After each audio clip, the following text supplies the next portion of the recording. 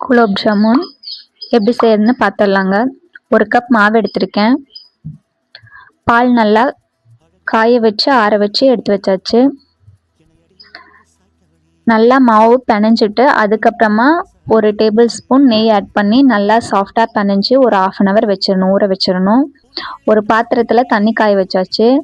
அதுக்கு தேவையான சர்க்கரை ஆட் பண்ணிவிட்டு பாவு ரெடி பண்ணுறோம். கூடயே 2 ஏலக்காய் ஆட் பண்ணிக்கலாம்.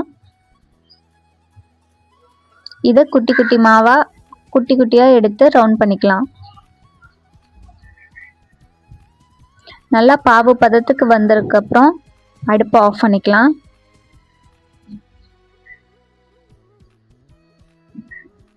ஒரு கடாயில் ஆயில் விட்டுக்கலாம். நம்ம உருட்டி வச்ச மாவு எடுத்து ஒன்றொன்னா போட்டுக்கலாம்.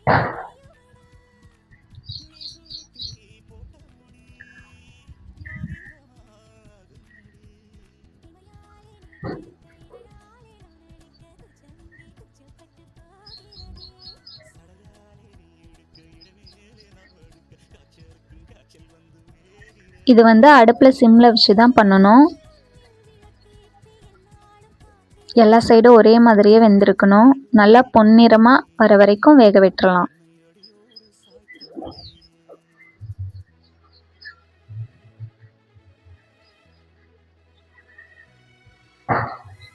ரெடி பண்ணி வச்சிருக்கிற சர்க்கரை பாவோட இதை ஆட் பண்ணுறோம்.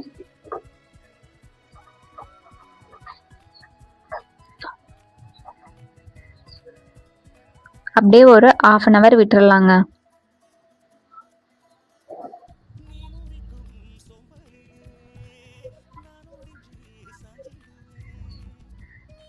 அவ்வளோதாங்க, நம்மளோட குலோப் ஜாமுன் ரெடி ஆயிருச்சு.